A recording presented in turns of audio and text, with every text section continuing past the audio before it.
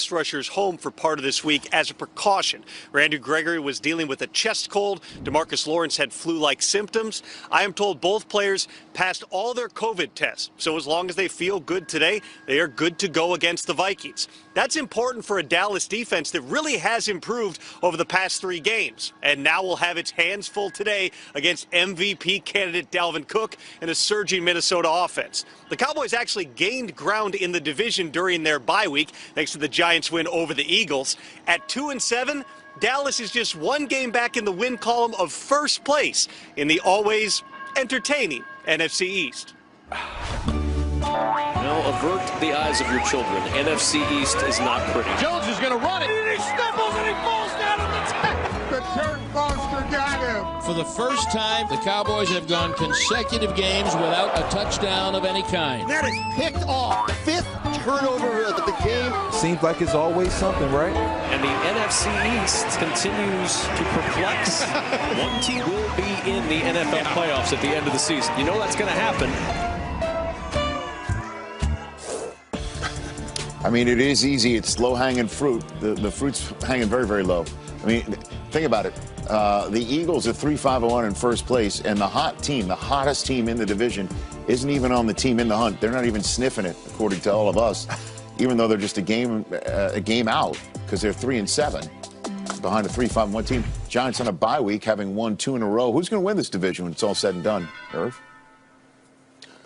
My mind strains on anything that says least. It's not how I'm built. I'm always built to go for the most and all of those things. But let me try this anyway, Rich. And you see, we've seen what the Cowboys have looked like over the last few weeks. And yes, they played a little bit better in that last game. But now they go back to Andy Dalton. Let's see what COVID and all of that effects it has on Andy. We've seen what's going on in Philly. We just talked about Carson Wentz, and we'll be talking about them all day and the issues and problems they're having there. But the Giants, guys, the Giants, and I know the Giants have a tough schedule coming up, but the Giants have continuously ticked up each week, playing better and better, learning more and more about the system that they are in, and Coach Judd learning more and more about his team. I hate to say I'm taking the Giants as a favorite with that tough schedule they have, but here I want to give them some credit for playing hard and ticking up every week while everybody else has been up and down. Well, they lost that game in which, we know Dak went out for the year. They were up in the fourth quarter in that one. They had one against the Eagles that went off of Evan Ingram's hands. They could be 7-3 if some things went the other way. So I'm with you there, Michael Irvin, even though... What's up, big fella? What's up, brother? You looking slim and trim? How you feeling? Shaved up. Got a lot of vitamin D lately, so I'm feeling pretty good. Hey, look, we goated. Greatest of all time, and they know it. What we goated. 21 years in, bro. Did you ever think that you would still be playing at a high level, to say the least? You'll never see another one like this one. Everything's just kind of been a progression. I think when I was in high school, I was like, I'm going to play college football. Touchdown, Michigan! After a few years in college, I was like, yeah, of course I'm going to play pro football. Then I was like, of course I'm going to be a starting quarterback someday, When I reflect back and think how it's all played out, I'm just grateful to everybody who has supported me. I'm just a very, very blessed guy. You're the greatest of all time. We're here. You're the greatest, and you're the greatest. Belichick, Bruce Arians, polar opposites. How's that been? Working with BA has been really great for me in a very different way. He's very tough on you when things aren't the way that they need to be. We had a miscommunication between he and Mike. Mike read it right, and the other one was a screen pass with an outlet called, and it was a pick six. Bad decision. There's nothing about me or my game that's infallible, I'm a player like everybody else, so I'm trying to be coached, and I think the team has very high expectations for me. When I don't meet those, he should be pissed at me, That's just rightfully so, and there's probably nobody more pissed than myself, but when you hear it from your coach, too, it does motivate you.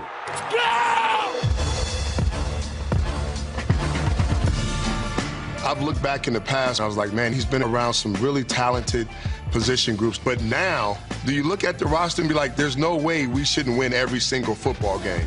Well, I think that's kind of the easy way out, to be honest. Just because you think, oh, we're talented, we've all had production, let's just roll our helmets out there and we're going to win. I think that's actually not the case. Mike's a spectacular player. Chris is a spectacular player. Antonio's a spectacular player. But it doesn't mean, okay, great, you should go out and just figure things out. That's not the way football works. It's too difficult. Brady slings it to Rob Gronkowski. You've always been about your teammates. One of your teammates, Gronk, thought it was important to come out of retirement because he wanted to play with you. He's starting to seem like he's starting to get back into the Gronk of old. Brady lobs one downfield. Caught ball by Gronkowski. After he caught that seam last week and then ran it down to the 5-yard line, when he starts strutting on the field, you know he's feeling really good. He's a beast. His ability has been unmatched. You mentioned Antonio Brown. You guys have a special relationship outside of just football. How important was it to get him on the football team? I watched Antonio play for a long time and thought he was a spectacular player. You know, I think anytime you meet different people in your life and you think that you can be a mentor in some way, you know, that's something that I've always enjoyed as a quarterback. Because I am older than, you know, basically everybody at this point. So, you know, I've had a lot of guys that are a lot younger that are going through circumstances that I went through when I was their age too. And when I was young, I had guys like you. I had Teddy, you know, I had Drew Bledsoe. So when I look back on my career, it's going to be about the relationships that I have. That's a big part of the reason why I still play football. I appreciate your time, brother, as always, man. I love you and the family, and keep up the good work, and I'll talk to you soon, okay? Same here, man. Great seeing you. Two old friends catching up. And this game that Brady plays in with the Rams on Monday night will have some significant historically significant game, as it will feature the first ever all-black officiating crew. And that crew will be led by referee Jerome Boger.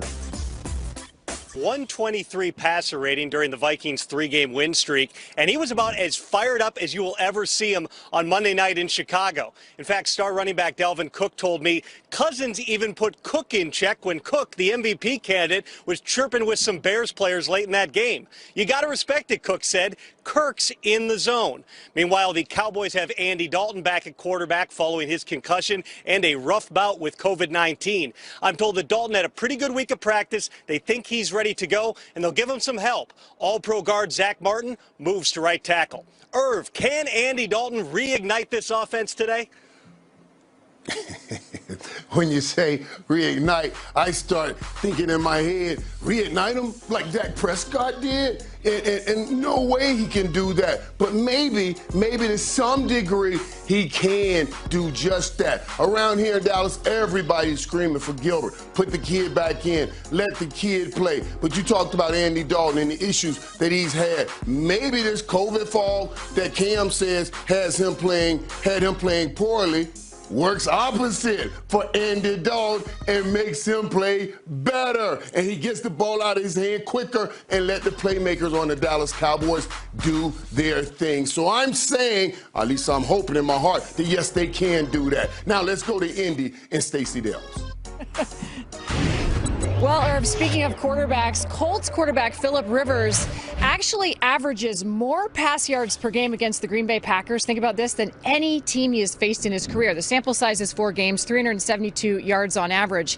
But he beat him last year as a Charger. I asked head coach Frank Reich, what's impressed you most about Phillip in his first year leading these Colts? And he talked about his accuracy, which he has appreciated, but he talked mostly about his command of this offense, the day-to-day preparation with offensive coordinator Nick Sirianni, the quarterback's coach Marcus Brady, and just how involved he's been in the game plan. Now, Zadarius Smith, elite pass rusher with these Packers, he called Rivers this week legendary. I asked him to elaborate. Here's what he said.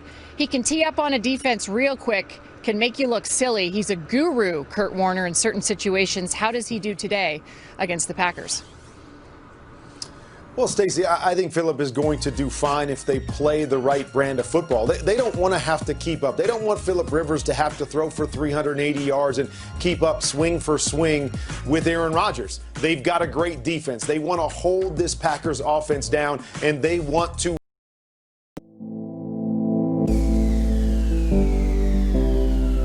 you.